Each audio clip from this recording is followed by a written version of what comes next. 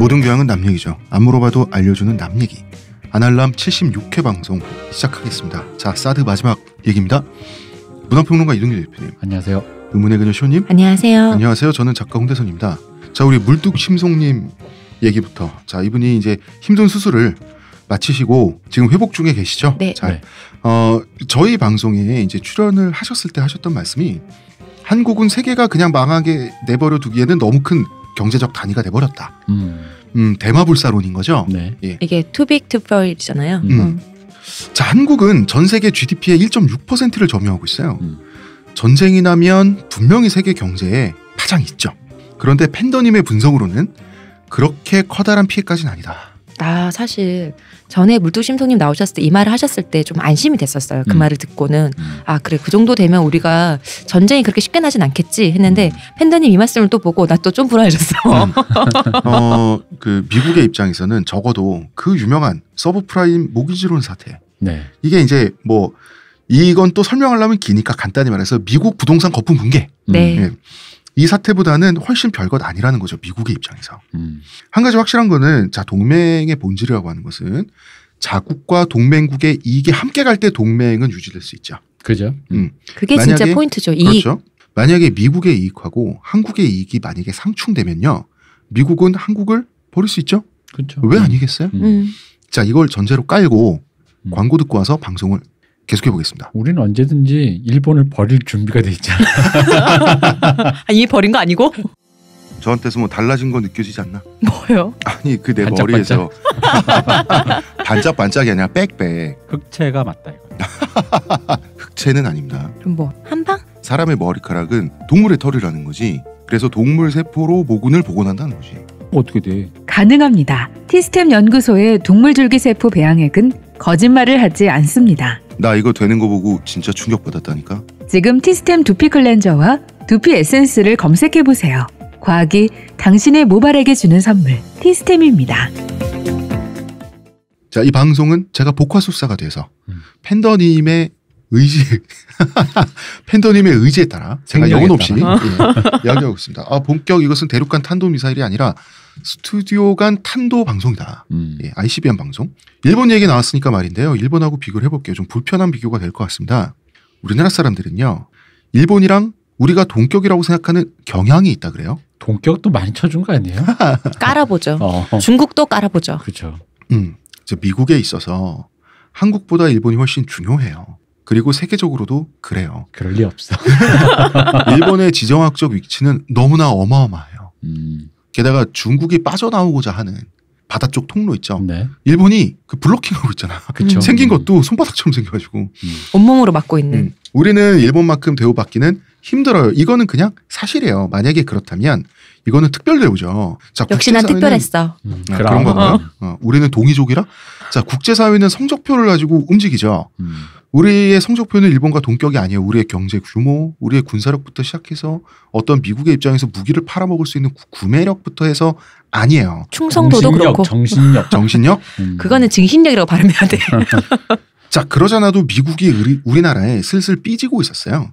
그런데 지난 정권 탓에 박근혜 지금 수임번호 5032신 그분 탓에 더 위험해진 상태예요. 그리고 이 모든 것은 돈 문제와 연관돼 있어요. 자, 지금부터 하는 얘기는 사드하고 직접적인 연관은 없는 얘기예요. 그러니까 국제 정세에 대한 얘기입니다. 해보겠습니다. 자, 미국이 세계 패권국이죠. 네. 왜 패권국이냐? 기축통화 때문이에요. 중국이 미국을 돈으로 이기려면 위안화가 기축통화가 돼야 돼요. 이게 기축통화라고 하면은 바로 감이 안 올 건데 이게 기자가 기본이잖아요. 그러니까 금과 함께 국제적으로 가장 딱 중심이 되는 통화. 그렇죠. 그 무역의 중심이 되는 네. 통화를 기축통화라고 하죠. 그것을 잡고 있는 것이 미국이죠. 그렇죠. 이제 옛날에 지중해 세계에서 그 표준이 되는 기축통화가 베네치아가 아주 잘 나갔을 때 베네치아 두카트. 그다음에 이제 네덜란드 길더, 영국의 파운드. 지금은 미국 달러죠. 왜 세계 패권국이냐? 자, 세계에서 제일 싸움을 잘해요. 이건 당연한 거고. 두 번째는 달러가 기축통화이기 때문인데 기축통화는 두 가지를 갖고 있습니다. 기축통화는 떼돈을 벌어요. 그리고 빚을 져요. 이게 웃기죠. 왜 떼돈을 버냐. 100달러짜리 하나 찍는데 5센트가 든다 이거예요. 그러면은 99점 몇몇 달러는 그냥 생기는 돈이에요. 야, 이거 대단한 메리트죠. 그런데 왠지 땅 짓고 헤엄치기 같잖아요. 땅 짓고 헤엄 실제 쳐요. 근데 땅 짚고 헤엄치는 대가는 재정 적자예요. 이상하죠. 다시 말해서 패권국은 만성적인 재정 적자에 필연적으로 시달리게 돼 있어요. 자, 미국은 마음먹으면 돈을 찍어내요. 찍어낸 돈으로, 자, 무기는 다 돈으로 사는 거죠. 네. 찍어낸 돈으로 무기를 찍어내요. 돈, 힘 다 낼 거야. 그런데 돈을 찍어서 뿌리면요. 뿌린 돈에 대해서 책임져야 돼요. 그 돈이 믿음을 가지고 유통이 돼야 돼. 그러니까 빚으로 되돌아오죠. 자기가 거기에 대해서 빚은 책임이잖아. 책임을 져야 돼요. 달러의 파워가 떨어지면 미국의 군사력도 떨어져요. 이 둘은 맞물려 있어요. 어느 정도냐? 이 찍어내는 힘이라고 하는 것은 미국이 이라크 전에 쏟아부은 돈이 얼마인 줄 아세요? 700조 원에서 800조 원 사이예요. 돈 찍으면 돼. 단 모두 빚으로 되돌아옵니다. 지난 어제 2부에서 말했던 게 AIIB 중국이 그랬던 네. 우리나라는 박근혜 아무 생각 없이 덜컥 가입해버린 이거는 아시아판 IMF 그렇죠. 이게 미국에게 문제인 이유는 중국이 위안화를 기축통화로 만들겠다는 야심을 드러낸 거기 때문에 그런 거거든요. 네. 자, 그러면 찍어내면 된다는 게 빚이라고 해도 너무 꿀 빠는 거 아니냐는 거죠. 단순히 생각하면 그렇습니다. 찍어내요? 달러 써. 달러를 쓰면요. 무역이 돼요. 수입을 할 수 있고 수출을 할 수 있어요. 그 대신 미국은 돈 벌어. 미국만 꿀빠냐? 아니에요. 달러가 유통되는 세계의 무역 구조를 만드는 것은 나이트클럽으로 치면 기도가 서 있어야 돼요. 그죠. 미국은 밥값을 하냐? 미국만큼 전 세계 패권국 역사상 밥값을 하는 나라는 아직까지 인류 역사상 없습니다. 패권은 공짜가 아닙니다.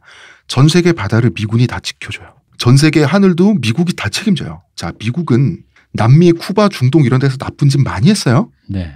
많이 했어요. 그런데 미국의 동맹 블록, 우리 서방 자유세계라고 하는 우리나라랑 일본도 거기 포함되어 있습니다. 아시아 국가일 뿐이지. 미국 없이는요. 냉전 시대에 우리 태평양 대서양도 마찬가지고 지금도 마찬가지고요.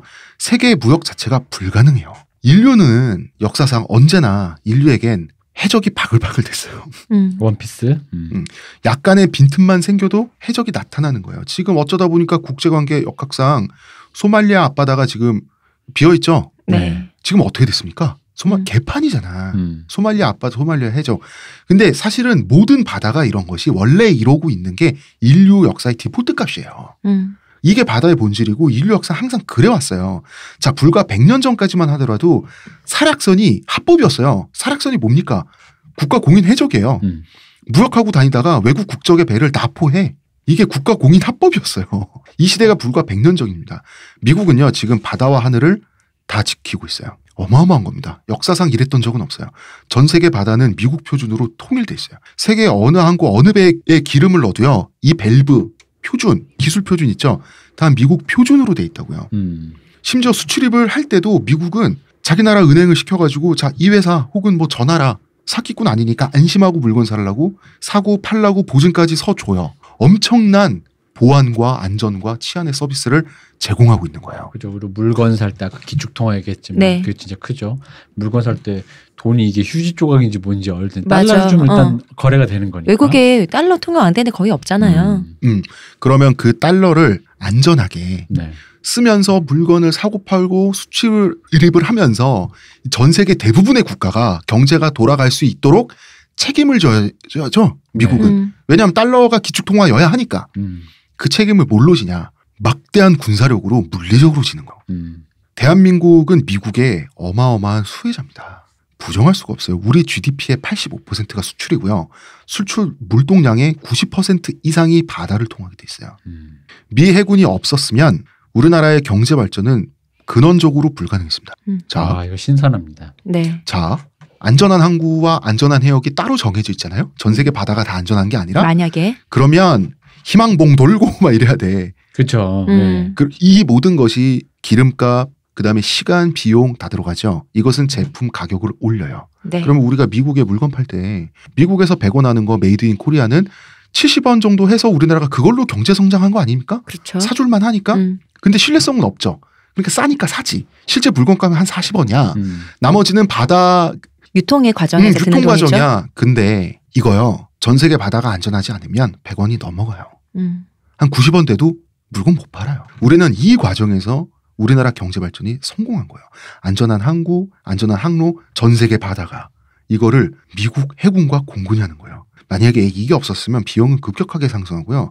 물건의 경쟁력은 떨어지고요. 우리나라는 애초에 경제 발전 못했어요. 지금도 우리가 이걸로 먹고 살고 있어요. 냉전 시대도 마찬가지예요. 우리 경제의 목숨줄은 예나 지금이나 태평양이에요. 자, 여기까지 말하니까 다시 옛날 운동권 시대의 그 생각이 왠지 설득력이 생겨버렸습니다. 뭐야? 그러니까 통일해야 돼. 그렇지. 육로로 해야지. 태평양은 미국의 바다예요. 근데 무서운 게 뭔지 아세요? 자, 미국은 동쪽으로 태평양이 있어요. 네. 거의 그 우주에서 바라보면 지구의 한 반 정도가 태평양 같아. 이게 미국의 내해나 마찬가지예요. 로마의 지중해 같은. 네. 그런데 동쪽으로는 태평양을 지배하는데 이 나라가 정말 무서운 게 서쪽으로는 대서양을 지배해요. 서쪽 반대야 반대지. 미국은 서쪽으로는 태평양이고 동쪽으로는 나토지. 아, 제가 길치다 보니 어쨌든 대서양은 나토입니다. 나토가 북대서양 조약기구죠. 네. 여기 서양 선진국들 다 들어가 있어요. 그렇죠. 이 나토의 큰형님 또 미국 아닙니까? 바로 이런 패권 시스템에 중국이 문을 두들기는 건데요. 그래서 미국이 바다에 와서 경쟁해보자도 아니고 바다에 아예 못 나오게 줄게. 이게 대중국 포위망이에요. 그래 한번 나와는 봐 했는데 그래서 길이 없을걸? 중국은 베트남에게 우리 그래도 공산주의 형제 어쩌고 했다가 베트남 미국과 손잡고 지금 이러고 있는 거거든요. 중국이 패권 시스템에 도전할 수 있을까? 사실 지금 우리는 도전하는 중이라고 생각하고 따라잡고 있는 중이라고 믿는데요. 네. 미국이 지금 하고 있는 거는 자 마당에 나와야 도전할 수 있을 거 아닙니까? 링에 오를 수나 있나 보자예요. 이 링이 바다입니다. 가택연금인가요? 그러네. 네. 그런데 중국은 뭐 믿고 계기죠? 인구. 거대한 인구는 바로 뭡니까? 거대한 시장이죠. 그렇죠. 중국의 시장은 어마어마하게 거대합니다. 그러니까 시장 파워는 어마어마한 거예요. 이 인구를 이 나라가 갖고 있어. 중국이라고 하는 시장이 없어지잖아요. 그래도 세계가 살아남을 수 있을까? 그 중국은 껄껄대고 웃을 수 있어요. 우리는 인구빨이 있어. 세계 최대의 시장이야.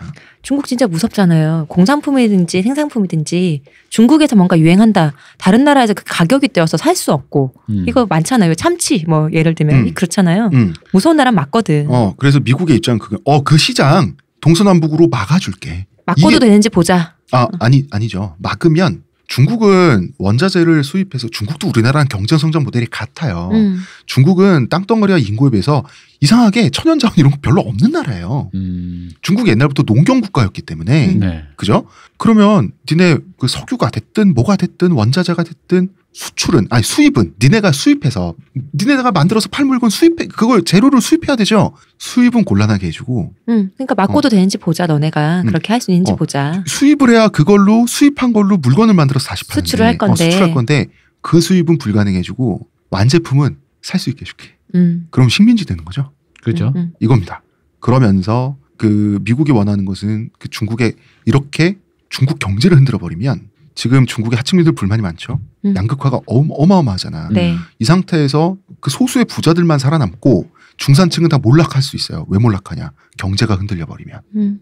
그러면은 만약에 이게 미국의 베스트 시나리오예요. 네. 그때쯤 되면은 이제 신장 위구르 자치구에 아프가니스탄에서 키운 테러리스트들 싹싹 들어가고 있고, 그때쯤 되면 이제 달라이 라마가 정정하시면 티벳도 이제 그러면 조각조각 떨어지죠. 네. 조각조각 떨어지고 그래서 만약에 우리 민족의 베스트 시나리오는 그러면은 중국 너네 친한 동생 북한도 우리가 뺏어갈게.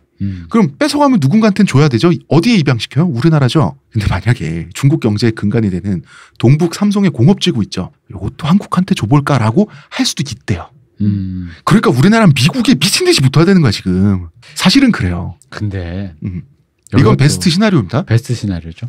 미국이 베트남 때와 똑같이 이게 중국의 일당 독재라는 거에 무서움을 이분들이 자유민주주의 너무 오래 하셔가지고 일당 독재가 생각보다 되게 많은 걸 할 수 있다라는 거. 그런 것도 있고 사실은 베트남전에서 졌죠. 네. 그리고 중국의 인해 전술에 미국의 그 우월한 장비와 첨단 기술이 밀렸어요. 그렇죠. 발려봤잖아요. 그러니까 내 말은 그런 거야. 그러니까 이분들이 자유민주주의 너무 오래 해가지고 약간 그 생각지도 못한 변수라는 게 있는 거를 살짝 지금 그렇기 때문에 그거는 베스트 시나리오고요. 네. 어쨌든 대중국 포위망을 완성해서 미국에 나쁠 건 없죠. 그렇죠. 중국에 나쁠 건 많죠. 그러니까 하는 겁니다. 미국의 힘이라는 건요. 말하자면 이런 거예요. 자, 세계 공군력 순위.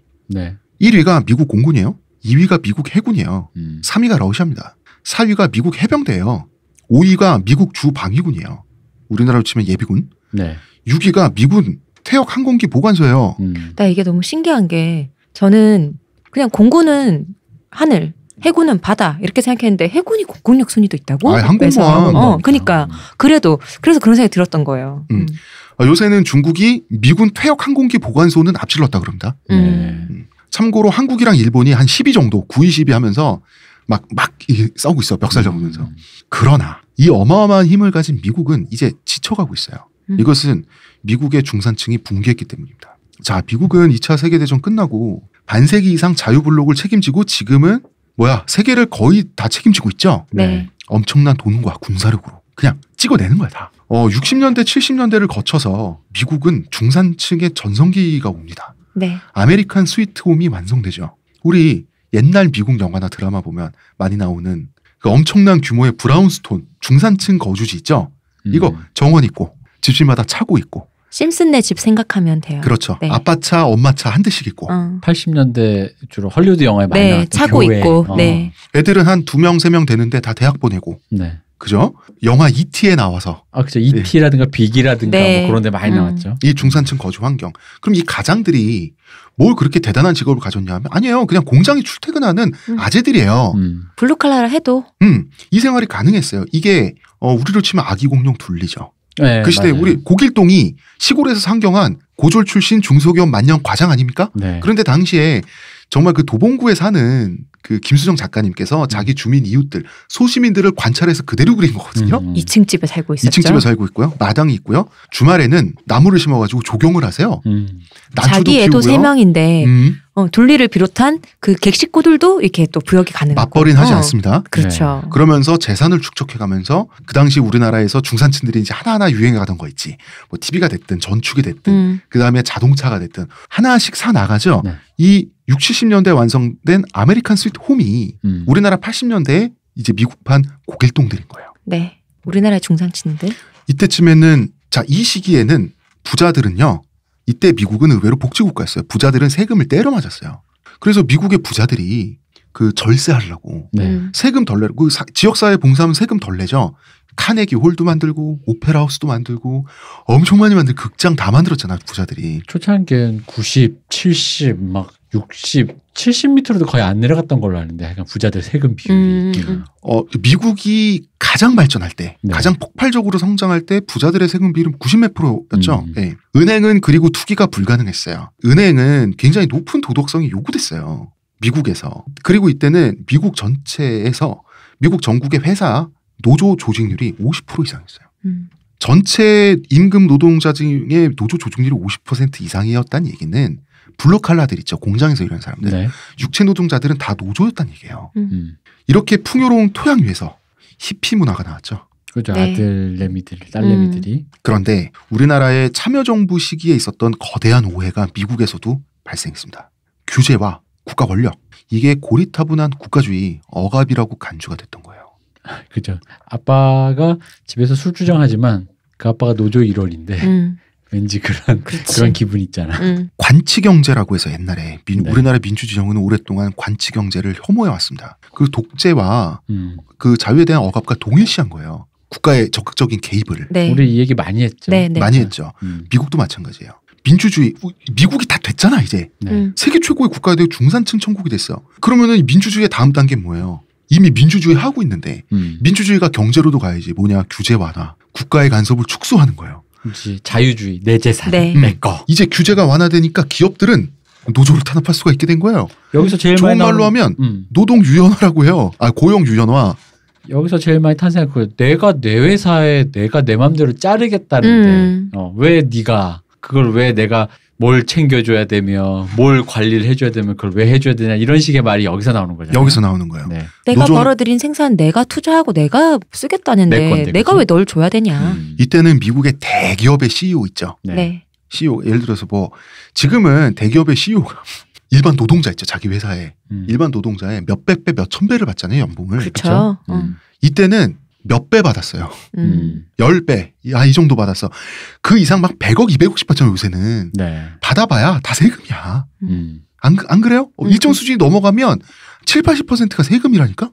이제부터는 CEO들이 그 경영만 잘하면 주주들이 자기 몇백억 가져가도 이익만 가져다 주면 하지 않습니까? 네. 부자들이 세금이 점점 낮아지니까 내가 이제 1,000억, 2,000억 원 벌어도 다 내 거잖아. 그러면 노조를 탄압하죠. 사람을 자르고 공격적으로 하죠. 그렇죠. 그러면은 회사의 이윤은 늘어나요. 사람들이 쉽게 잘려요. 그리고 이때쯤 되면 은행은 이제부터는 슬슬 투자라고 쓰고 투기라고 읽는다. 그죠? 자, 레이건 때가 되면요. 이미 노조가 완전히 붕괴 있었어요. 레이거노믹스로 뭐 노동자 때려잡는다고 해도 레이거노믹스는 그 레이건 정부 시절의 경제 방침을 얘기하는 네. 거죠. 근데 이제 거대한 미국이라고 하는 사회 그 국가 단위의 경제적 어떤 조류 여기에 이제 레이거노믹스도 부역을 하게 된 거죠. 네. 자, 노동자 때려잡는다고 해도 이때쯤 되면 거리에 나서서 투쟁할 노동자가 없어요. 왜냐하면 노조가 사라져 있어. 노조가 있어야 좀 주체적으로 아니면 이렇게 중심이 돼서 이게 이끌어 나갈 텐데 와해돼 버리면은 개개인으로 할 수 있는 게 많지 않죠. 그런데 회사들은 사람을 자르고 이제 월급을 깎아요. 네. 그러면서 회사의 주가는 올라가죠. 그렇죠. 그러니까 월스트리트 주식 주가는 올라가. 눈에 보이는 수치로는 결과를 증명했어요. 우리나라 대기업들이 가장 폭발적으로 성장했을 때가 노무현 대통령 때였어요. 네. 네. 같은 구조, 같은 원리입니다. 물론 노무현 대통령도 레이건도 다 선의에 의해서 그렇게 한 거예요. 결과가 이렇게 나온 거예요. 자, 중산층이란 뭔가. 이게 나중에 클린턴이 문제는 경제야 바보야. 이 구호 하나로 네. 두둥둥 됐지 않습니까? 이제 경제 책임져야지. 자, 중산층이 붕괴했으니 클린턴은 중산층을 되살려야 돼요. 네. 그럼 중산층의 정의가 무엇인지부터 우리가 정해야 될 거 아니야. 그래서 클린턴 행정부의 분석에 따르면 가처분 소득의 대부분이 셀러리, 봉급에서 나오는 계층이 중산층이다라고 정의를 한 거예요. 맞죠? 그렇죠. 우리 아기공룡 둘리의 고길동 아저씨도 뭐가 있어서 집 산 거 아니잖아. 불로소득이 있는 게 아니라 다 자기 노동에서 나왔잖아요. 봉급에서 나왔잖아. 그런데 물가는 올라요. 봉급은 줄어. 직장은 사라져. 그러면 중산층은 사라지죠. 여기 하나 더 추가하자면 이제 중산층의 개념 중에 또 그런 것도 있다고 하더라고요. 뭐가 있냐면 어떤 위기가 가정에 닥칠 때 네. 예를 들어 뭐 누가 아프다. 엄마가 아프다. 애가 아프다 할 때 그게 그 가정 내에서 어쨌든 간에 그 샐러리 네, 급여로 그거 안으로 그거를 커버할 수 있느냐. 그거 안 되면 중산층 아니라 그러더라고요. 그건 또 맞다. 그런데 그게 안 되는 거예요. 안 되죠. 이 시기 미국인들은 암 환자 한 명 생기면 집이 내려앉는 거죠. 미국이 실제 그러죠. 네. 네. 그러면은 생활 수준은 유지를 해야 되는데 이제 남편 혼자 벌어서 안 되니까 이때부터 여성들이 맞벌이를 하기 시작하는 거예요. 네. 이게 처음에는 여권 신장으로 포장됐어요. 그 본질은 남편의 수입만으로는 먹고 살기가 힘들어지니까 여성들도 내몰린 거에 불과해요. 저임금 노동에. 네. 그러니까 여기서 말하는 거는 오해를 하시면 안 되는 게 이 중엔 단순히 이제 여권 신장 때문에 교육 수준도 높아지고 남성들과 동등하게 이제 사회 진출한 이제 그런 분인데 여기서 말하는 건 이제 저임금 노동으로 내몰린 네. 여성들을 얘기하는 겁니다. 그런데 수치상으로는 여권 신장의 지표로 잡혀요. 네, 그렇죠. 많이들 취업 활동을 하고 그렇죠. 있으니까. 그러다가 이제 80년대 중반에 은행법 규제가 풀어지잖아. 그러면 은행이 투기를 하게 되죠. 네. 이때는 어떤 시대냐? 주식의 시대가 된 거예요. 맞벌이로도 모자라요. 그러면 재테크라는. 그럼 이제 주식을 사야 하는 시대가 되어버리고 만 거예요. 네. 그런데 여러분 개미가 주식해서 잘 될 리가 있나요, 없나요? 없습니다. 90년대부터는 이걸로도 감당이 안 되니까 이제 긍정의 힘이 여기서 광풍이 불게 되는 거예요. 우리가 알고 있는 시크릿 뉴의 긍정의 힘 그리고 이제 우리 그 기독교 특집에서 우리가 했던 거 번영신학 네. 광풍이 불게 되는 거예요. 시크릿 책 읽고 번영교회 가서 네. 하나님 믿으면 통장이 촉촉해져요. 계좌가 기도하고 나오면 해결이 됐으면 좋은데 해결이 안 됐습니다, 여러분. 네. 그래서 이때부터 투잡, 쓰리잡 시대가 열리는 거예요. 네. 맞벌이에 더해서 투잡, 쓰리잡이 어떤 건지 브레이킹 배드라는 미드를 보시면 가장이 네. 바로 알 수 있습니다. 집에서 마약을 만들죠. 화학 교사였다가 네. 이 사람이 그걸로는 못 먹고 사니까 저녁에는 이제 세차장 아르바이트를 하잖아요. 그걸로도 못 먹고 사니까 이제 나의 화학 실력을 살려 필로폰을 제조하죠. 그게 이제 서브프라임 모기지론 사태를 잘 네. 풍자한 건데 왜냐하면 그 마약에 해당하는 게 부동산이에요, 사실. 그래도 먹고 사는 게 해결이 안 되니까 이때 모기지론이 나온 거예요. 자, 그 부동산 대출입니다, 여러분. 네. 그리고 서브프라임이라고 하는 것은 신용도가 낮은 계층을 말해요. 네. 그러니까 이 사람이 뭐 별게 돈 갚을 수 있을 것 같지도 않은데 막 대출해 주는 게 서브프라임 모기지 론이고요. 주택을 저당 잡아서 90% 그렇습니다. 이상까지 해드립니다. 이게 뭐냐면 땅은 사라지지 않으니까 이제 확실한 건 땅밖에 없다가 된 거야, 미국이. 그거 같다. 그런 부동산 그거 있잖아. 돈은 가볍고 땅은 무겁다. 그렇습니다. 그러면서 거품이 점점 커지죠. 네. 그 거품이 와장창 꺼져서 다 폭삭 망해버린 게 2008년에 서브프라임 모기지론 사태인 겁니다. 한마디로 망한 거예요. 자, 요거를 약간 혹시나 또 모르시는 분인데 간단하게 얘기하면 아무것도 없는 예를 들어 홍 작가님 아무것도 없는데 빚을 줘요. 그다음에 그래서 그 빚으로 그 집을 사라고. 나중에 이제 어쨌든 네가 뭐 갚다가 안 되면 나는 집을 가져가면 된다. 라는 개념으로 돈을 대출해 주면 집은 어디 안 가니까 도망 안 가니까 거의 대부분의 돈에 해당되는 돈을 빌려주죠. 그죠? 네. 그죠? 제가 1억을 빌려서 집을 샀어요. 이게 개꿀이잖아. 1억을 빌려서 집을 샀는데 그 1억에 대한 담보가 이 돈으로 산 집이야. 그죠? 그죠? 집도 한 1억짜리야. 아니면 1억 1,000만 원 정도야. 그런데 이 집이 3억이 돼요. 내년에. 네. 그럼 난 가만히 있었는데 2억을 번 거야. 이런 식으로 거품이 커진 거예요. 그죠. 그런데 이제 그거를 그냥 자기 집 하나만 사기도 건사하는데 되니까 그러면 하나 더 대출 받아 봅시다. 네. 해가지고 5채, 6채. 그러다 보면은 내년 3억 되고 5억 되고 6억 되고 이걸 전 국민이 하고 있었다는 거죠. 그리고 다 망했습니다. 전 국민이 왜냐? 미국인들이 탐욕에 눈이 멀어서 불로소득을 좋아해서 아니에요. 샐러리로든 애들을 대학 보낼 수 없기 때문이에요. 뭐 우리도 마찬가지. 네. 이게 2008년입니다. 지금까지 오면 미국은 짜증이 나 있습니다. 왜냐? 현재 미국의 패권 체제는 미국이 소비의 천국이고 중산층의 천국일 때 정립된 거예요. 이때는 미국이 마음이 넉넉하니까 그 인류 역사상 있어 본 적 없는 치안을 전 세계에 제공할 수 있었어요. 근데 이제는 미국 국민들도 미국이 세계에 퍼주는 모습을 이제는 못 봐요. 왜? 중산층이 붕괴돼. 우리가 지금 굶어 죽게 생겼는데. 예전에 그 SBS에서 그 뭐 1월 1일 특집 이런 걸로 자본주의의 몰락이라고 다큐멘터리를 이제 세부를 했었어요. 네. 근데 거기서 보면 이 그 모기지론 사태에 대해서 나오는데 미국인들이 이걸로 인해서 몰락한 집들이 많잖아요. 보통 다 중상층이거나 그러니까 서민들이에요. 집이 없어지니까 차에서 온 가족이 살고, 맞아요. 네, 모텔에서 사는데 이 모텔도 이제 한두 달 후면 나가야 되고 이런 너무 많은 사람들이 길바닥 생활을 하는 거예요. 그걸 되게 잘 보여주는 다큐가 있었거든요. 그쪽은 인구도 많으니까 더 많겠지. 네, 어마어마합니다. 자, 나토 얘기 한번 해볼까요? 나토는요 미국만 믿고 돈을 안 써왔어요. 네. 사실 다른 가입국들이 독일이 가형 전투기가 수십 대 불과해요. 나머지는 수리도 안 하고 그냥 방치 상태예요. 수리하는 것도 돈 드니까 그것도 싫은 거예요. 왜냐하면 미국님이 다 알아서 해주시니까. 했었으니까. 영국도 마찬가지죠. 지금 IS 폭격하는데 미국이 다 하고 있고요. 미국이 혼자 다 돈 쓰고 있고요. 나토 가입국들은 미국만 바라보고 있는데 여기서 제일 얄미운 게 영국이에요. 영국은 돈 제일 안 드는 거 하고 있어. 소총 저격. 제가 아는 그거 맞죠, 소총. 그렇습니다. 우리 옛날에 그 시골 어르신들이 사발이라고 하는 ATM. 네. 따발총 보통 얘기하는 그건가요? 그 바퀴 4개 달린 오토바이 있잖아. 네. 요거를 타고 사막을 톨톨톨 가. 총을 한번 빵 쏘고 다시 튀어요. 톨톨톨톨. 요거 진짜 핫다리 하고 있어요. 그러면서 되게 생생되고 있다 영국은. 우리 잘하고 있지. 그러니까 오바마 때부터 이미 외쳤던 게 서방 자유세계 너네 진짜 돈 안 쓸 거냐. 어떻게 이럴 수가 있냐 니네. 근데 쓸 돈이 없어 전 세계가 지금 다. 없는데 미국은 더 아깝다 이거죠. 태평양으로 넘어오면 태평양의 미국의 우방은 뭐 대표적으로 한국과 일본이죠. 네. 트럼프가 한국을 디스했었어. 디스하는 연설을 해가지고 괜히 이제 우리나라 경제 지면이 신문 경제 지면이 불안하다 하면서 한번 들썩였는데 이게 뭐냐면 미국이 감당하는 재정 적자와 국방력 덕에 그 아늑한 품 안에서 한국이 경제 발전한 건 사실 아니냐 맞죠? 그렇죠. 100% 사실이에요. 지금 미국 중산층은 다 붕괴돼가지고 전국의 브라운스톤이 폐허가 됐어요. 이제 심슨 가족 ET에 나오는 없어요 그거 미국에 다 됐는데 그러면서 했던 말이 저 사람들은 다 있다. 한국은 삼성, LG, 현대의 나라다. 없는 게 뭐냐. 이런 식으로 연설을 해버렸단 말이지. 사실은 독일한테 똑같이 말했어요.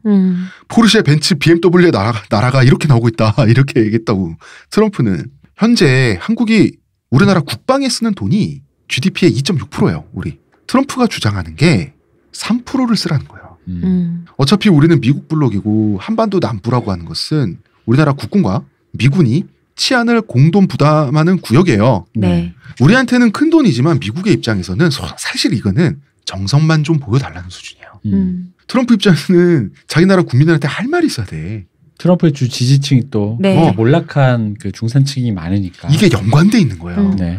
이 지점에서 하필이면 다른 나라도 아니고 일본 때문에 우리가 애매해지는 겁니다. 저 새끼들한테. 자, 광고 듣고 와서 시온님 씹어 보실까요? 하루의 건강을 위해 자 아로니아 농축액을 물에 섞어 마시는 것도 귀찮다고. 그런 당신을 위한 평산네이처의 새로운 야심작 하루니아. 하루에 한 포 알약으로 섭취하는 아로니아 농축액입니다. 이제 건강과 함께 간편함도 챙기세요. 국내 최대 함량, 최다 판매를 자랑하는 평산네이처가 만들었습니다. 전 편한 게 제일 좋아요. 하루니아. 여기서 자, 이 지점에서 이 돈 문제에서 일본이 우리에 대해서 미국에 있어서는 비교 우위를 갖게 됩니다. 일본은 돈을 낼 준비가 돼 있어요. 우리보단 이쁘지 당연히. 왜냐면 일본은 패전국이야. 지금까지 군대를 보유하지 못해. 그래서 자위대만 갖고 있잖아. 자위대는 군대가 아니에요. 네. 공권력에서 경찰만도 못해. 공무원이래요 그냥. 그래서 경찰이 자위대원을 체포하고 막 그런데요. 일본은 국방비가 GDP 1%를 못 넘도록 상한선에 묶여 있었단 말이에요. 네. 이제는 일본이 우경화되고 있죠. 본격적으로 군사적인 야심을 드러내고 있어요. 그런데 일본은 패전국이고 미국은 순정국이잖아. 네. 핵 2발 맞고 넉다운 됐잖아요. 그러니까 상전은 미국이란 말이야. 근데 돈 쓸 준비는 돼 있어. 미국님 돈 쓸 준비 돼 있습니다. 우경화 허락해 주십시오. 군대 한 번만. 그렇죠. 군대 한 번만 점점점 이거죠. 그러면서 미국 무기도 척척 사고요. 이러면서 예쁘게 굴고 있는 중이에요. 아마도 트럼프 집권기 내에 자위대가 군대로 진화할 가능성이 높다고 하죠. 네. 그렇죠. 일본은 진짜 이것도 기회예요. 미국의 중산층 붕괴로 인한 미국인들의 국방비 스트레스 있죠. 네. 기회인데 마침 북한이 핵을 펑펑 쏴주고 있는 거야 옆에서. 북한이 너무너무 고마워요 일본은. 사실 미국도 일본 돈 쓰고 싶은데 일본 돈 그죠? 미국도 쓰고 싶죠. 근데 얘들은 전쟁 범죄를 저지른 애들이잖아. 네. 그러니까 미국의 입장에서도 핑계가 필요해요. 일본을 봐줄. 섣불리 말할 수 없는데 그렇죠. 북한이 막. 북한이 도와주고 있는 거예요. 그래서 미사일 쏘면 뉴스 제일 빨리 뜨는 게 일본이잖아. 우리나라보다. 그건 미국에 이렇게 소리치는 거죠. 네. 우리 지금 무서워요. 이러고 있는 겁니다. 하지만 돈이 이렇게 돈으로 이렇게 뷰체질을 하면서. 그래서 일본은 이지스 어쇼를 2대를 샀는데요. 최근에 어쇼는 자 이지스는 항공모함이죠. 네. 어쇼는 그 항공모함의 시설 있죠. 시설과 기능을 땅에 그냥 박아버린 거예요. 그래서 어쇼예요. 어쇼는 그냥 그 해변이라는 뜻이잖아요. 네. 네. 이걸 2대 샀어요. 2대로 일본 전토가 커버 가능하다. 이런 거예요. 아주 미국이 보기에는 아, 얘네가 살살 예뻐지는데 좀 그런 상황이죠. 아 이거 군대 이거 허락해 줘야겠는데 라고 하는 상황. 우리나라한텐 적신호죠. 그렇죠. 우리와 일본은 가상 적국이에요. 솔직히 말하면. 뭐 사실 북한 아니고요. 북한보다 일본이죠. 가상 적국, 그러니까 잠재적 가상 적국이에요.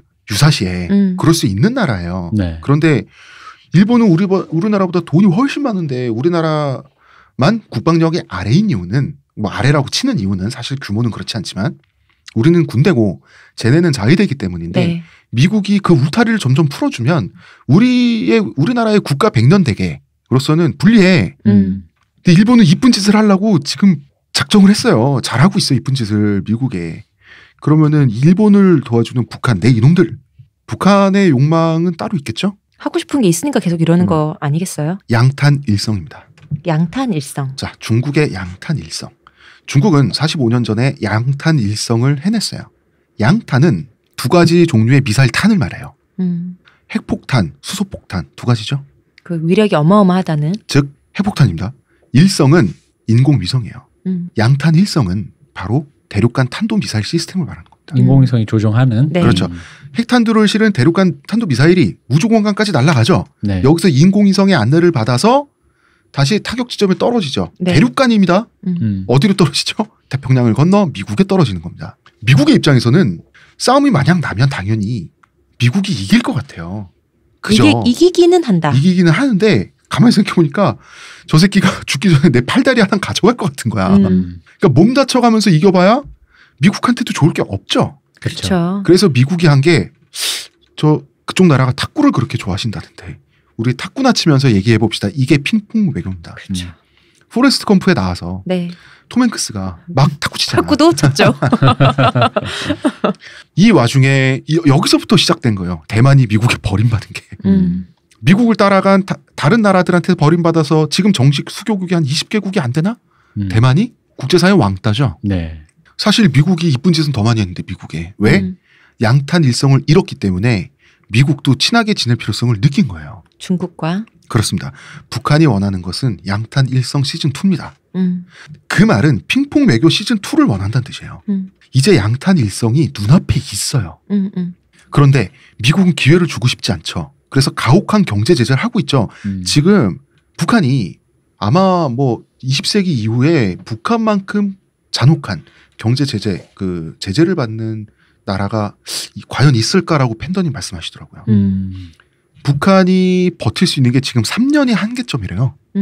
3년 후까지 양탄 일성을 이루지 못하면 붕괴하는 거고 양탄 일성을 이루면 그 뭐랄까 체제 보장을 위한 협상을 할 수가 있다는 겁니다. 네.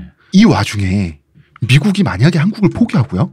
만약에 네. 일본의 안전에 올인할 수도 있는 거예요. 그렇죠. 그러면 헬게이트 오픈이에요. 어차피 그렇게 멀지 않다. 그냥 더 예쁜 쟤들한테 올인하겠다. 이래버리면. 그런데 최순실이 한 건지 박근혜 간 건지 바로 이러고 있을 때 이 시점에 그 시점에 바로 작년입니다. 대한민국이 미국 블록을 이탈할 수도 있다는 강력한 시그널을 뜬금포로 맥락도 없이 보내버린 거예요. 그러니까 문재인 대통령이 가서 장진호 연설도 하고 네. 미 해병대 때문에 제가 살아서 여기 있습니다. 그 아들 중에 접니다. 사드 추가 배치 하시죠 하고 이러고 있는 거예요. 지금 중국하고 돌이킬 수 없는 강을 넘었죠? 네. 그러니까 지금 이렇게 된 이상 미국의 동맹으로 남는 것 외에 다른 선택지는 불가능한데 미국은 우리한테 조금 식었단 말이야. 네. 그러니까 장진호 연설을 한 거예요. 여기에 좌우의 이념 문제니 민족 자주성 문제니 하는 감정이 나오잖아요. 이거 전혀 너무나 차원이 다른 문제예요. 이거는 지구본을 돌려가면서 네. 이게 생각할 문제거든요. 고구려의 기상 뭐 이런 얘기 하는 사람도 가끔 있던데 예. 그러니까 이게 얘기를 듣다 보면 이게 진짜 네. 냉혹한 세계 질서다 보니까 네. 무슨 저기 뭐 민족 자주성이니 좌우의 이념 이런 걸 떠나서라도 사람이 먼저 살아야 되는 거 아니냐. 근데 사실 거기에 걸려 있는 게 우리 얘기했던 그 냉혹한 뒷배라고는 뭐도 없는 야생의 국제사회의 질서의 안에 걸려 있다 보니까 그러한 문제들보다 좀 더 거시적이고 더 큰 문제들이 그리고 더 몇십 년에 걸친 어떤 누적된 어떤 타임라인에 걸쳐서 생긴 문제들이 걸쳐 있다 보니까 이게 단순히 누군가의 생존권이나 좌우 이념으로만 얘기하기에는 이게 좀 애매한 거죠. 그리고 이제 그 미국도 알아요. 자기가 서방 자유세계 블록 냉전 시대에 그래 지금은 태평양과 대서양을 미국이 안전 보장을 해주면서 어마어마한 국방력, 인류 역사상 최고 국방력이에요. 네. 그걸로 안전 보장을 해주면서 이 체제 안에서 잘된 나라들이 있죠. 한국은 그 중에 제일 잘된 나라 수위권에 들어요. 근데 사드 배치도 못해줘? 이건 미국 입장에서 생각할 수 있는 문제예요. 그것도 못해줘? 우리 힘으로 너가 원조로 해줘도 우리가 잘 나가서 그걸 받아서 된 거지. 라고 생각하는 경우도 많죠. 그럼 내가 허투른 거 만들었으면 양꼬쟁이들이 사기나 했겠어? 자, 이거 옳고 그름 문제가 미국이 좋은 나라라는 게 아니에요. 옳고 그름의 문제가 아닙니다. 좋다 나쁘다 잘났다 아니다. 그 얘기를 지금 네. 할게요. 그게 아니니까. 그 원교 근공이란 말이 있습니다. 외교의 원칙이죠. 원교는 뭡니까? 멀리 있는 친구랑은 사귀고 근처에 있는 센 놈이랑은 적대한다. 중국을 조금 서운하게 하고 미국을 어느 정도 만족시켜주는 거 외에 향후 최소 30년, 말이 최소지 팬더님 말씀한 7, 80년? 그러니까 네. 다른 대안은 없다. 옛날에 2000년 전에 말이죠. 파르티아라는 나라가 있었습니다. 자, 지중해 세계 로마. 그 다음에 네. 이제 서아시아, 중앙아시아 쪽에 파르티아. 파르티아는 이란이죠. 네. 자, 페르시아가 이란이죠. 다 같은 말입니다. 페르시아의 사투리가 파르티아고 말은 비슷하죠. 어차피 이게 이란이란 말이야. 그래서 요새는 그냥 이란이라 그래요. 네. 근데 이때는 파르티아라고 불렸습니다. 여러분 헷갈리시면 안 됩니다. 페르시아를 페르시아어로 페르시아라고 하고요. 파르티아를 파르티아어로 파르티아라고 합니다. 파르티아는 이제 페르시아 문화권이죠. 당연히. 네. 파르티아 옆에 아르메니아라는 조그만 나라가 있었어요. 네. 이 로마와 손을 잡았습니다. 이 나라가. 2000년 전에 중앙아시아에 여기 있는 아르메니아는 파르티아 옆에 붙어가지고요. 아니 문화권도 파르티아 왕조랑 아르메니아 왕조도 막 그 피도 막 섞였어. 네. 문화권도 이쪽 문화야. 언어 문화 이런 것도 세계관도. 그런데 로마 옆에 붙어 멀리 있는 로마 말만 듣는 진짜 얄미운 중국의 입장에서 남한 같은 게 아르메니아였어. 딱 지금 그 완전히 같아요. 지금 상황이랑. 네. 아니 같은 문명 같은 정서를 공유하는 우리 같은 인종인데 또 파르티아 대신 저 멀리 재수없는 로마의 말을 듣는 꼬붕을 왜 자처했나. 이것이 현명하기 때문이에요. 자, 로마를 버리고 파르티아를 만약에 선택하잖아요. 네네. 그러면 아르메니아는 파르티아의 식민지나 다름없어요. 그렇죠. 그렇게 붙어있으니까. 되겠죠. 아마도 먹혔을 거예요. 그런데 로마는 말이죠. 저 멀리서 최대의 숙적인 파르티아를 견제해야 돼. 그죠? 그렇기 때문에 아르메니아가 자기의 친로마 국가로 옆에 네. 파르티아 옆에 딱 붙어 있으면 너무 좋죠. 그러기 위해서는 어떻게 해야 돼요? 로마는 멀리 있기 때문에 아르메니아를 대등한 파트너로 대해야만 합니다. 미국도 마찬가지예요. 지금 중국은 벌써 그 작년에 박근혜가 이제 중국 쪽에 붙을 것 같으니까 중국 고위 관료가 뭐 한국은 속국이나 마찬가지에서 벌써 뻘소리 했잖아. 네. 벌써 그때 뻘소리 했는데 미국은 미국에 있어서 그 대한민국은 프렌드잖아. 동맹국가. 그렇죠. 대등한 동맹국가로 우리를 대하는 건 사실이에요. 아르메니아가 뭐 민족적인 그 문화권의 자존심 없이 로마에 붙어가지고 우리나라 남한처럼 지금 미국의 속주나 미국의 52번째 중 3번째 중 미국의 일개 주나 다름없는 남한 같은 뭐 그런 나라 아르메니아가라고 말하는 진보 계열의 글쓴이들도 있어요. 그런데 있잖아요. 아르메니아 나라는요. 그런 외교적 선택을 했기 때문에 이 나라 지금 있어요. 지금도 있어요. 이 나라는. 그루지아 옆에 있죠. 그렇습니다. 이 나라는 대단한 나라예요. 세계 최초의 기독교 공인국가고요. 세계에서 가장 오래된 교회가 당연히 아르메니아에 있습니다. 그 교회가 지금도 있고요. 그 교회에서 지금도 예배를 보고 있어요. 지금은 약소국이지만 1000년쯤 후에는 강대국이 돼 있을 수도 있어요. 그렇기 때문에 지금 남아있는 거예요. 이 나라가. 이건 생존의 문제라고. 여기에 아르메니아가 민족 자존심, 혈통적으로 형제인 파르티아 옆에 붙어서 이질적인 로마 세력에 이 아시아로에 침투하는 이 로마 세력에 같이 파르티아 형님과 맞서 싸우겠습니다 하다가 로마에 붙어서 이렇게 하다가 그 왕조는 없어지고 파르티아의 식민지 되고 이런 거 왜 로마냐? 거리도 원교 근공 거리도 거리인데요. 로마는요 이게 되게 중요합니다. 그래도 제국이 되지만 네. 공화국을 근간으로 하는 법치국가였어요. 파르티아는 체제 자체가 왕정이고 굉장히 독재적이었어요. 파르티아는 예측 불가능한 국가예요. 쿠데타가 많으니까 왕이 갈리면 저 왕이 어떤 선택을 할지 몰라. 로마는 예측 가능합니다. 적어도 로마는 내부에서 쿠데타가 일어나서요. 황제가 갈리잖아요. 네. 전임자의 외교 정책을 계승했어요. 예측 가능한 나라였어요. 사실 아르메니아한테 가장 잘 대해줬던 황제가 누군지 아세요? 누굽니까? 네로 황제입니다. 그래서 네로가 쿠데타로 죽었죠? 네. 예, 아르메니아는 걱정되죠. 그래서 우리가 네로 황제에 있을 때 있었던 협약이나 국제적 조약이나 이런 거는 어떻게 점점점 했는데 그 로마가 다 승계해줬어요. 그래서 아르메니아가 그러면 우리한테는 네로가 좋은 사람이었다. 그래서 우리는 네로 동상도 세우고 하면서 우리 나름대로는 네로를 추모해도 되겠느냐라고 했을 때 로마가 노터치를 약속했어요. 그 약속을 지켰습니다. 로마는 예측 가능한 국가예요. 그렇기 때문에 로마와 손을 잡으면 체제 보장이 가능해요. 아르메니아는. 그런데 파르티아는 정변 하나 일어나서 왕이 바뀌면 말이죠. 장담을 못해요. 게다가 이런 나라의 특징은 내부의 불만은 단속해야 되죠. 이런 나라의 특징은 외부에 강경책을 쓰는 경우가 많죠. 눈을 바깥으로 돌리게 해야 되니까요. 자, 냉정히 말해 지금 우리나라 입장에서 미국하고 중국 중 어느 강대국이 예측 가능합니까? 이거 질문할 필요가 있나요? 중국이 예측 가능합니다. 독재국가라서 일당 독재일 알 수 있잖아요. 근데 미국은 트럼프가 됐다가 오바마가 될 수도 있어라는 이 예측 불가능함이 있지. 어떻게 오바마 다음에 트럼프야? 그러니까 로마가 예측 가능한 나라였던 이유는 로마는 투표를 했고요. 시민이 있었어요. 네. 그리고 그 시민들이 자기는 시민이란 이유만으로 자유민들을 막 붙잡아다 패고 막 그러지 않았어. 왜냐하면 자유민도 아들은 시민돼요. 그죠?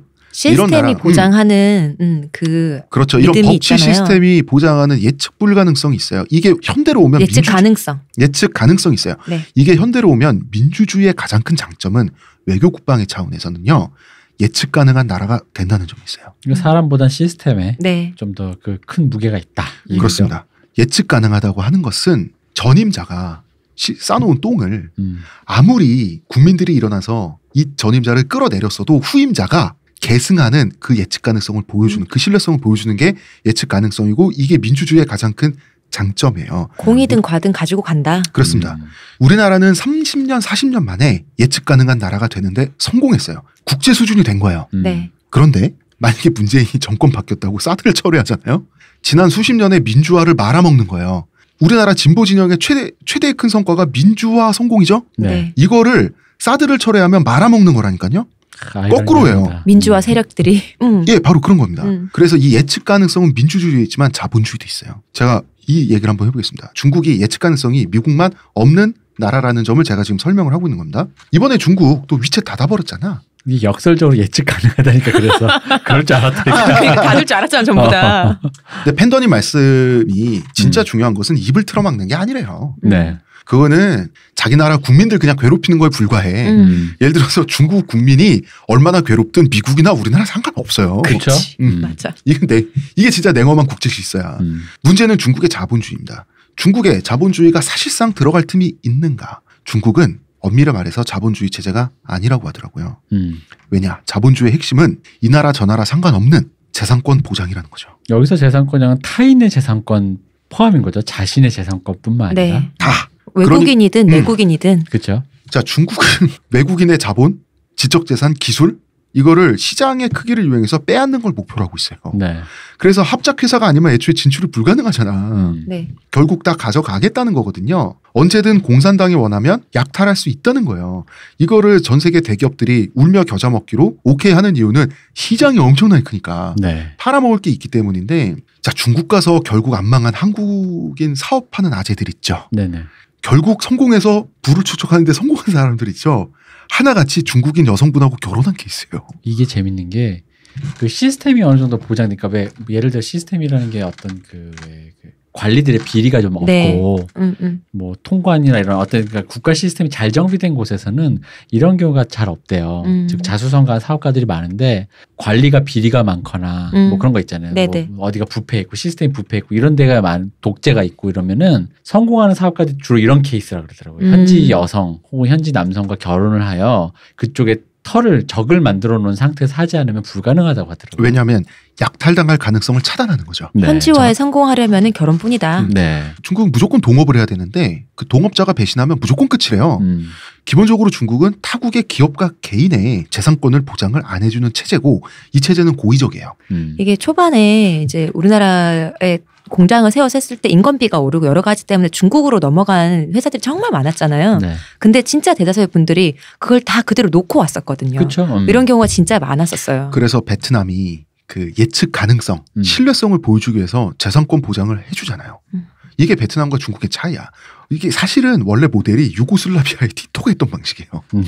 그리고 북한도 개성공단 열어줄 때 사실 티토를 꿈꿨었는데 문제는 중국은 14억 명의 시장으로 티토를 꿈꾸고 있는 거야. 어디 자동차 공장 하나 뭐 낼름하려고 하는 게 아니라 근데 우리는 미국식 자본주의로 체제가 형성돼 있어요. 네. 네. 우리는 그리고 전 세계가 그래. 자본주의에서 가장 중요한 거는 내 재산을 지킬 수 있다고 하는 예측 가능성이에요. 물론 중국인 자신감이 있지. 계속 말하고 있죠. 인구와 시장. 네. 이게 중국의 자신감이에요. 그래서 미국이 대중국포유망을 건설하고 있는 중이고요. 그래서 문재인의 장진호 연설 그리고 사드 추가 배치 뭐 실망을 했네 뭐 하네 말 하는데 이거는 예측 가능성을 보여줘야만 하는 필연적인 과정이에요. 국제사회의 신뢰도를 어필하고 있다. 대한민국이란 나라의 신뢰도를 어필하고 있다. 그렇습니다. 그런데 현재 사드는 진보와 보수의 문제가 됐고요. 민족 자존심의 문제가 돼버렸어요. 감정적인 문제가 됐다니까. 네. 이게 사드 문제의 본질과는 동떨어져 있어요. 자, 먼저 전제할 거는 우리가 말했지만 사드는 그 자체로 별게 아니다. 그러나 중국의 입장에서는 굉장히 큰 자존심 문제가 맞는 건 맞다. 네.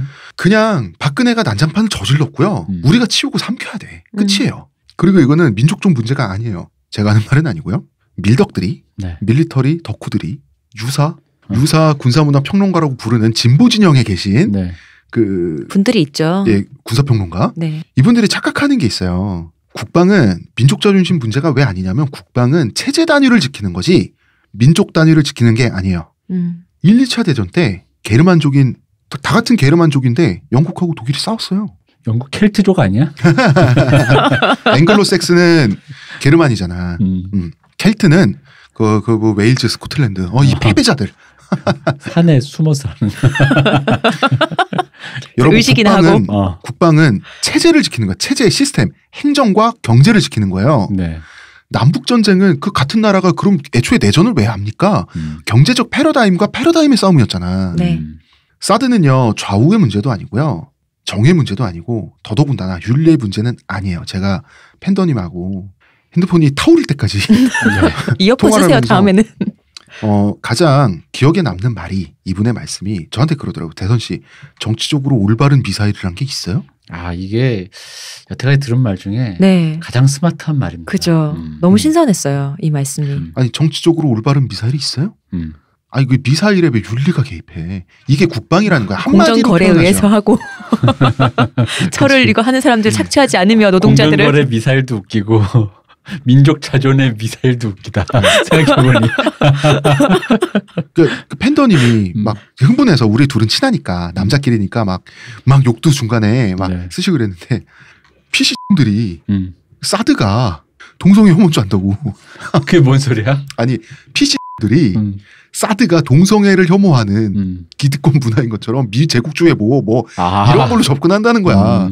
그래서 그러면서 하시는 말씀이 정치적으로 올바른 미사일이 있어요? 하는데 아니 난 바로 이해가 되더라고. 이게 무슨 뜻인지. 사드도 마찬가지라는 거지. 이념이나 윤리의 차원을 이미 떠났고 애초부터 떠나 있었어요. 혈맹과의 신뢰니 이거는 보수 진영이 하는 말이죠. 네. 뭔 소리야. 국가의 자주성이니 이거는 진보 진영에서 하는 말이죠. 죄다 윤리의 거품이라. 다 거품이에요. 좀 더 크게 보는 게 필요했다. 그러니까 이럴 수 있어. 그러니까 예를 들어 우리 세계 시민 얘기처럼 네. 그러니까 우리가 어쨌든 그 언젠가는 획득해야만 할 것만 같은 어떤 그 좋은 가치의 네. 측면에서 얘기할 수 있는 건데 그러니까 그게 단순히 그 가치만 주장하기에 좀 걸려 있는 게 너무 많잖아요. 우리가 네. 지금 거의 3시간 가까이 떠들고 있는데 그 걸려 있는 것을 애써 외면하는 느낌이 강하고 거기다가 지금 그 우리가 가져야 될 가치인지는 잘 모르겠습니다만 어쨌든 민족 자존심이니 이념이니 윤리니 뭐 하는 걸 우리가 가져야 된다고. 대표님 민족 자존심은 센 놈한테 붙고 비굴할 땐 비굴하고 실리적으로 생각해서 나라가 잘 되고 그죠? 우리나라 국토를 지키고 그게 민족 자존심이에요. 네, 그 민족 자존심 자꾸 얘기하는데 사실 그거는 우리 옛날 어른들이 했던 말에 답이 있다고 봐요. 뭐예요? 야, 내가 밖에 나가서 무릎 꿇고 아무리 비굴해도 내 새끼 입에 밥 들어가면은 사실 그걸로 난 됐다 하시는 그거. 그런 차원이거든 이게 지금. 외교라는 것이 그런 거잖아요. 외교가 지금 그 차원의 문제거든. 생각보다 굉장히 저열한 차원의 문제다 보니까 자존심이니 윤리냐는 약간 고품격의 얘기가 들어가기가 애매한 거고 문제는 또 이런 거지. 뭐 그런 건 둘째치고라도 이미 저질러져 있는 상태를 수습해가는 과정인 거랑 앞으로 우리가 추구해야 될 가치랑은 조금 다른 문제의 영역이라는 거죠. 카테고리가 다르다는 거지. 카테고리가 달라요. 팬더님이 재밌는 말씀 많이 해주셨는데 우리나라의 국방 전망에 대해서 네. 그죠? 우리도 국군을 갖고 있지 않습니까? 네. 세계적으로 굉장히 강력한 군대를 갖고 있는데 전 세계 군사학자들이 모여서 인류 역사상 가장 중요한 380개의 전투를 치렀대요. 네. 그리고 이 전투를 뒤져보니까 적은 수의 군대가 많은 수의 대군을 이겼던 전투가 전체 전투의 15%라는 거예요. 근데 여기에 이 데이터를 가지고 미군이 다시 시뮬레이션을 돌려봤대요. 네. 실제로는 4%래요. 왜냐? 장비의 질과 양도 계산해 넣으면 그죠? 예를 들어서 기관총 든 10명이 창든 100명보다 세잖아. 그렇죠. 그럼 이거는 물리적으로 더 강한 거예요. 하긴 소소한 판옥선보단 거북선 한 대가 그렇죠. 아무리 거북선에겐 12척밖에 없다라고 하더라도 그렇죠. 그러면 실제로는 적은 수의 군대가 많은 수의 군대를 이긴 것은 4%다. 인류 역사상 가장 중요한 전투 380개 중에. 근데 우리나라는 말이죠. 세계 국방력 1, 2, 3, 4위가 다 우리 둘러싸고 있어. 그렇죠. 네. 주변에 다 있죠. 당장 북한 붕괴하면 중국하고 충돌 일어날 거예요. 그렇죠. 일본하고도 안 일어난다는 보장 없어요. 이 상태에서 미국이 빠지지 말란 보장은 없죠. 예를 들어서 미국이 한국 버릴까? 그럴 수도 있다는 거예요. 만일에.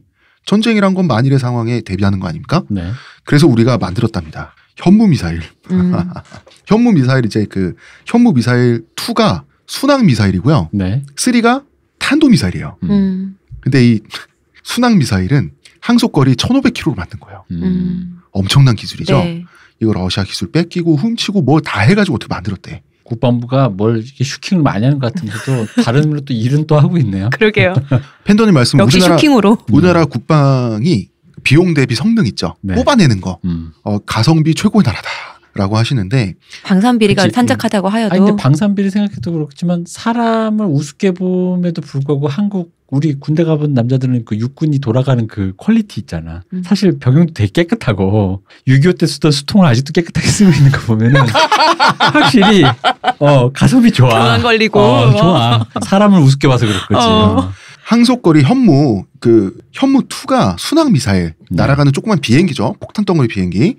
이 항속거리가 1,500km예요. 이게 뭐냐면 1,500km 왜 1,500km로 맞췄는지 아세요? 이거 개발할 때 중국이 난리가 났습니다. 몇 년 전인데 동아시아의 평화를 위협하는 위험천만하고 어리석은 행위다라고 중국이 막 꾸짖었어. 그래도 우리는 우리가 좀 어리석네요 하고 만들었어.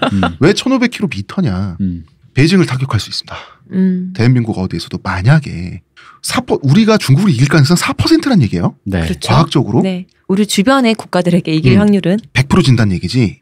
이건 뭐냐면 우리가 대한민국이 멸망하더라도 만약에 싸움 하면 나 혼자 안 죽는다. 대한민국이 멸망하더라도 진짜 베이징 하나는 우리가 잿더미로 만들고 죽겠다. 이런 시그널이에요. 이건 사실 무서운 거예요. 너도 티 없이 곱게 갈 수는 없어. 네 눈알 하나는 뽑고 죽겠다는 거예요. 갑자기 그러니까 우리가 북한과 한민족이었다는 게 왠지 느껴지는데. 그리고 현무 3 미사일은 순항 미사일이 아니라 탄도탄이에요. 네. 탄도탄을 또 러시아, 프랑스, 영국, 미국 어떻게 다 베껴가지고 또 만들었어. 미국은 이제 어이 털리는 거죠. 잠깐만.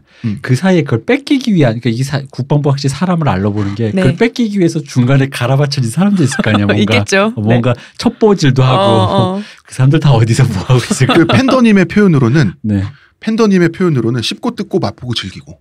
자, 뭐가 하나 생겼어. 훔쳤든 얻었든 생겼어요. 그러면 고급 무기 하나를 부품 하나까지 다 해체한대요. 재조립한대요. 또 해체한대요. 재조립한대요. 이거를 수없이 반복하면 됩니다. 짜깁기가 되더라. 근데 이게 러시아의 기술 표준과 미국 기술 표준이 다른데 미국식 그 기체 안에 러시아식 엔진이 들어가서 굴러갈 수가 없는데 기가 막히게 만들어냈다는 거지. 어쨌든 또 사람은 갈아 넣어졌다. 이거 중국이 하도 뭐라 하니까 탄도탄은 거리를 800km짜리를 만들었는데 탑재가 되는 탄두의 크기를 무제한으로 설정하고 만들었대요. 그러니까 여차하면 바로 개조만 하면 2,000km까지 간다. 이거는 상해까지 갈 수 있다. 그럼 뭐냐면 유사시에 네 눈알 하나는 뽑고 내가 죽을게 해서 네 눈알 하나에 팔도 하나 잘라주고 죽을게.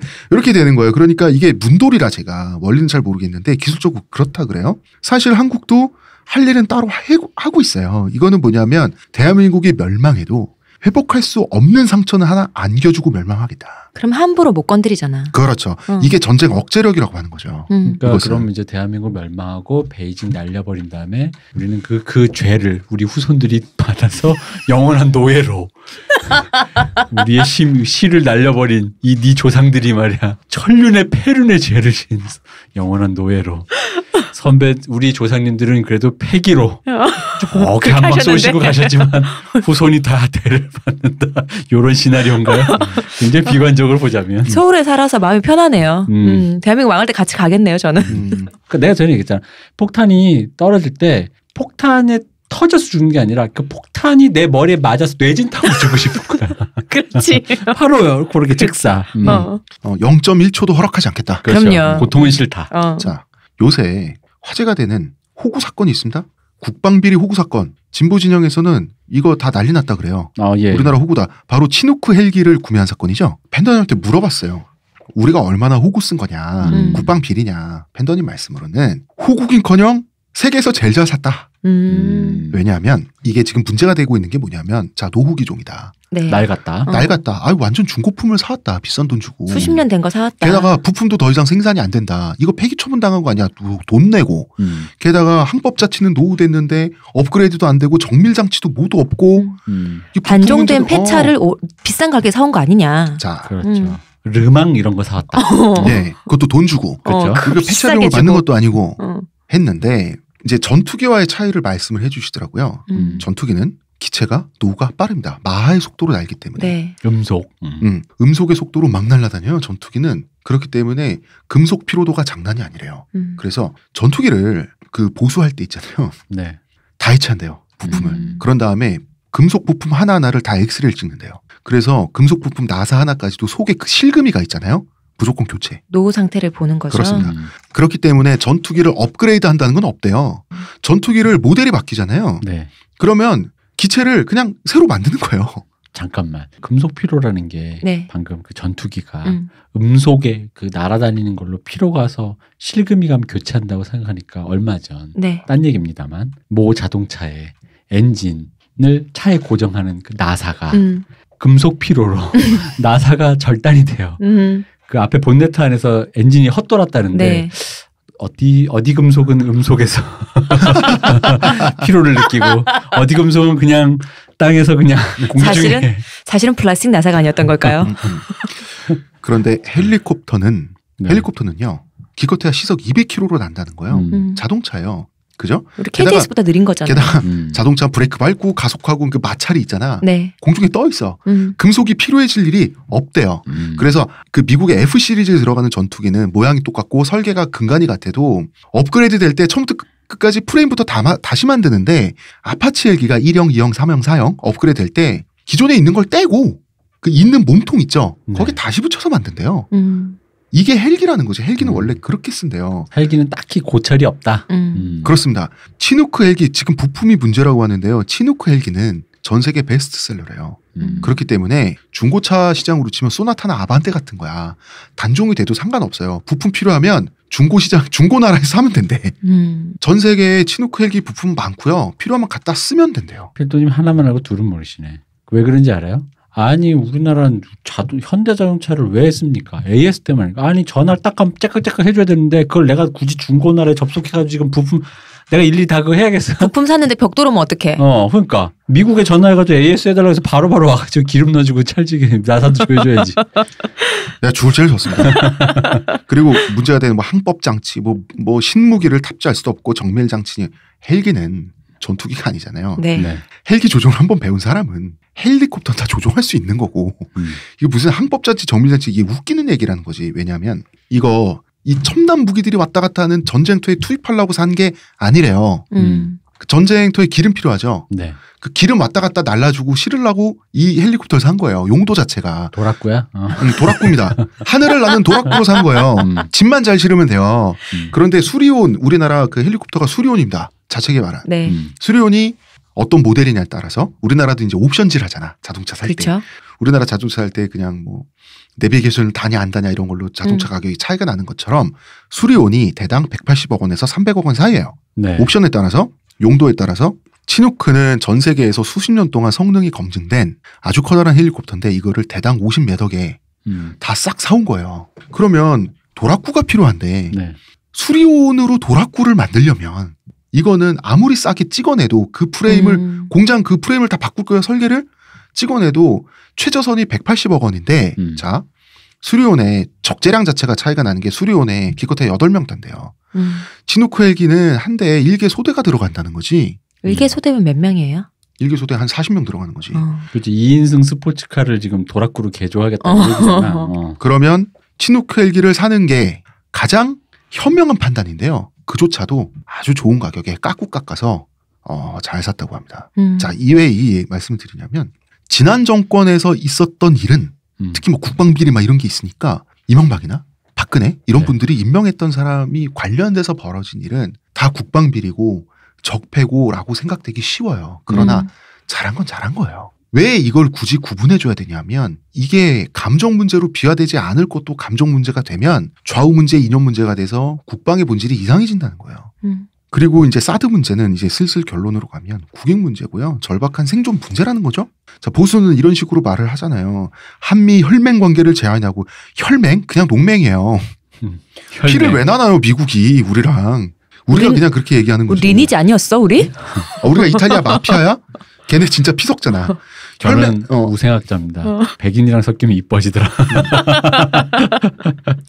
얘네는 그 보수 쪽은 죄송합니다. 이분들은 하는 말이 항상 북한 핵이잖아요. 네.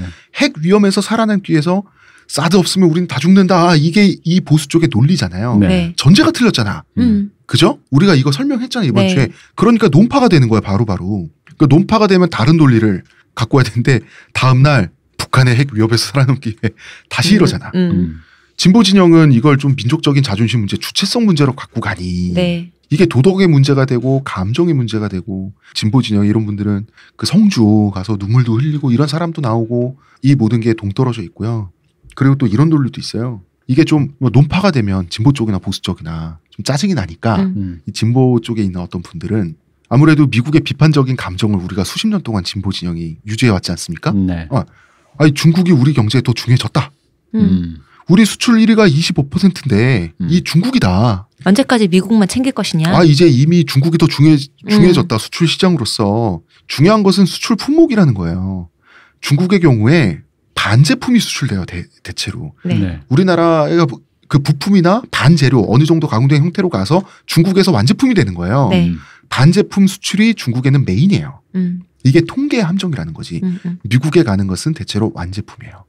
원래 수출은 완제품을 해야 더 돈도 부가가치가 되고. 높죠. 네. 자, 수치 이게 통계 함정인데 수치가 아니라 수출의 질을 보면 여전히 우리의 최대 고객은 미국이에요. 그리고 미국이 안전을 보장해주는 미국의 앞바다인 태평양을 안전하게 건너서 우리 경제는 아직도 먹고 살고 있어요. 이건 그냥 드라이한 사실을 말씀드리는 거예요. 그래서 자 미국이 좋은 나라, 도덕적 나라, 중국은 나쁜 나라 이런 건 없습니다. 없어요.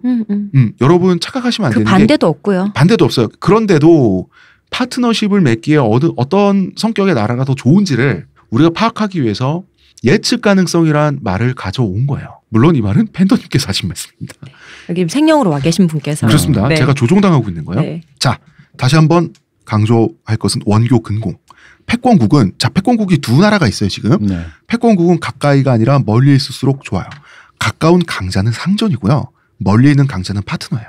어이 팬더님이랑 전화 몇 통 하시더니 미국 뽕에 아주 그냥 제대로 취하시는데 이 아메리카의 영혼이라도 팔 것 같으니 미국 배반자. 제 영혼은 이미 팔려 있고요. 죄송합니다. 그 미국 블록 안에 있는 현재 나라들이 네. 죄다 민족 자존심을 상실한 속국인가요? 그렇지. 몰랐어요? 네. 그렇잖아요. 맞아요. 그렇지 그렇게 되지 않는 방법이 있긴 있어요. 바로 위에 있잖아 북한이라고. 얼마나 좋아. 미국이랑 같이 그 조그만 나라가 대등하게. 대등하게. 수령님을 모시고. 그럼 걔네 기술도 좋아. 그 쥐어짜가지고. 우리 수령님 또 젊어. 가난한데도 미사일 만드는 거 봐. 거봐 하면 된다니까. 공부하면 되는 거요. 가난해도. 계룡남이야 계룡남. 개천에서 미사일 났어. 개천에서 미사일 났어 지금. 개천에서 화성 12호. 어쩐지 개천이 거의 하수구 수준인데. 어쩐지 개천으로 다시 같이 끌려갈 것 같더라니. 그러니까. 계룡남이 그게 문제잖아. 같이 개천 가잖아. 자 다시 말씀드리지만 우리가 부러워하는 복지국가들, 선진국들, 세련된 나라들, 네. 그죠? 하나같이 미국 블록 안에 있어요, 그죠? 네. 이 나라들이 미국의 그 잔혹한 제국주의적인 그 탐욕 있잖아요. 네. 여기에 동의하고 고개를 조아리고 있는 나라인가요? 만약에 그런 나라라면 우리도 거기 같이 줄 서 있는 거예요. 우리 특별히 비굴하게 살고 있지 않아요. 근데 이제 비굴이라고 말하면 그러니까 용어가 웃긴 게 마치 앞에서는 이제 트럼프랑 문재인 대통령 사진 찍고 카메라 딱 꺼지면 기자들 사라지면 바지 내리고 엉덩이 한 대씩 맞으면서 헤들로 줄 서 있는 거야. 아베부터 문재인 이렇게 해서 그 트럼프 대통령이 예를 들어서 문재인 대통령이 심하신 거 아니냐 이러면은 트럼프 대통령이 보좌관이랑 혼자 있을 때 이러는 겁니까? 내가 아주 큰 잘못을 했네. 내가 동맹국 대통령한테 죽을 죄를 졌어. 촛불 대통령한테 내가 아주 큰 잘못을 했어. 이러면서 막 뒤집어 엎는 거야. 그러면 주변이 다 쫄아. 그러면서 한마디 하는 거지. 잘 들어요. 호의가 계속되면 권리인 줄 아는 거예요. 그러니까 왠지 비굴하다는 말을 하면 그런 느낌이 상상이 되잖아, 자꾸. 그 문제는 애초에 아니고요. 그러니까 네. 비굴이란 말도 그렇고 뭐 자존심 이게 다 윤리적인 언어의 거품이라는 거죠.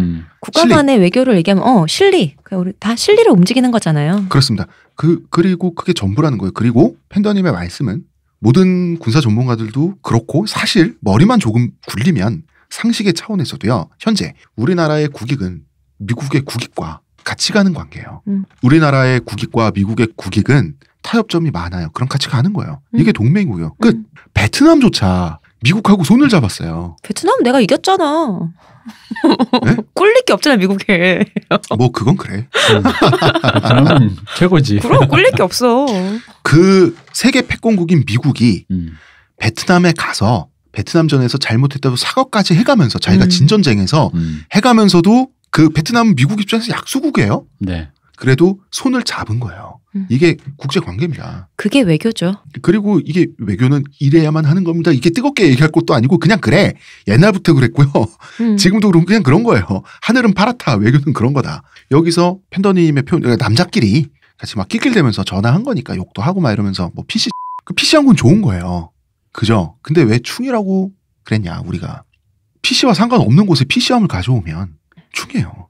그러니까 아까 그 말이 정답인 게 체제를 지키기 위한 건데 체제라는 그 시스템이랑 네. 자존심이랑은 좀 다른 문제일 수 있다는 네. 거죠. 그러니까 아까 그게 말인 거죠. 우리 가족이라는 체제를 지키기 위해서 어른이 잠깐 좀 비굴할 수는 있죠. 슬플 수 있고. 가족이나 국가라는 자긍심은 가져도 좋지만 그게 자존심만으로 움직이진 않는다. 그렇지. 뭐 고구려의 기상, 뭐 북한 뭐 이런 방법도 있는 겁니다. 그렇잖아. 그래서 그렇구나. 봐봐. 북한이 바로 옛 고구려의 중심 아닙니까 그 땅이. 그렇습니다. 그래서 그 기계로 이것이 그렇습니다. 가능하구나 지금 하는 게. 수나라도 물리치고요. 이제 알았네. 고구려가 당나라도 물리쳤잖아요. 100만 대군을 3번을 물리쳤어요. 그 다음에 망해서 그렇지. 하지만 우리 역사에 로망으로 남지 않았습니까? 죽기 전에 버섯구름 한번 보고 죽겠어 내가. 2세기를 살았는데 그래 마지막은 버섯구름 한번 보자. 어딘지 평양인지 철원인지 내 알 바 아니고 보자 그래. 피양인지. 자 그래서 사드는 지구본을 굴리는 정도 차원의 네. 단위의 얘기다 사실은.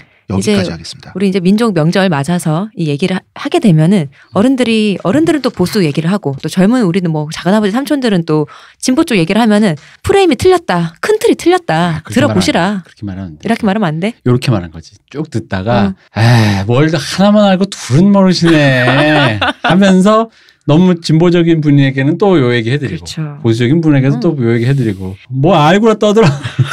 무엇이가 중요한지도 모르고 지금. 뭘 알고라 씨부라 이거 알지 못한다. 이게 이제 조금 나이 드신 분들은 바로 이렇게 질리셔도 된다. 쭉 이렇게 밥상머리 듣고 계시다가 대학생, 조카, 뭐 이제 회사원, 뭐 무슨 동생 이런 애들이 떠들고 있으면 뭘 알지도 못하고 씨부라면서 밥상 엎을 수 있는 기회를 우리가 제공해드렸다. 그러면서 엄마 이 새끼들 원교근검 새끼들 알아 임마 이 새끼들. 그러면서 부엌에서 전부 추고 있는 와이프한테 여보 야 관도. 그러면서 이제 갑자기 에그 스크램블 만들고 계란말로 와이프는 요 얘기를 딱 해주면서 진보와 보수의 담론을 깨면서 아내와 며느리가 가져온 전을 맛있게 먹는 거야. 이 딜레마. 헬이다. 이게 참 이렇게 복잡한 역시 문제야. 이 맛에 헬조선 사는군요. 사드 문제가 과잉돼 있다. 굉장히 시점을 의미가 바꾸자. 과잉돼 있다. 사드는 우리가 삼키는 거고 성주 주민들한테 피해가 가면 그거는 우리 세금으로 그분의 피해를 보존해줘야 되는 거예요. 국가적으로 그것은 해줄 것이고. 그렇죠. 그러니까 이게 다라는 거지. 그러니까 이제 결론은 이거야. 너 누구 편이야? 진보야 보수야? 대한민국 편이라니까. 그러니까 보는 관점, 큰 틀을 방금 바꾸자. 대표님이 말씀하신 게 정확해요. 왜냐하면 이건 생존 문제고 외교 국방 문제잖아요. 그거는 다 같이 해결하고 그 내부 문제를 다룰 때 보수 진보가 있는 거지.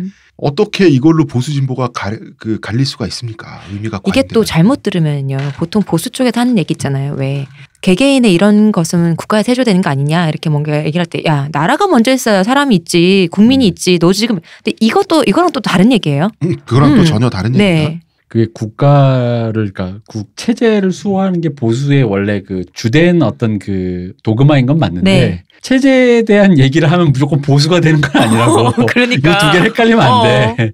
보수가 그런 얘기를 주로 하는 것이지. 그렇다고 해서 그 얘기를 한다고 해서 다 보수가 되는 건 아니라는 거죠. 그 나라가 있어야 국민이 있지 이 말이 얼마나 웃긴 말이냐면 그 우리나라 헌법상 국가와 국민이 동의합니다. 네. 네, 그렇습니다. 물이 있어야 생수가 있지 뭐 대충 이런 말입니다. 지금 사드에 관해서 보수가 하는 말은 사실 국가 지금 그 얘기 아니잖아요. 지금 그러니까 그 점을 또 잘 포착해서 얘기를 하자. 그 사람들이 말하는 건 무형의 자기가 사랑하는 어떤 국가예요. 국민이 배제돼 있다고.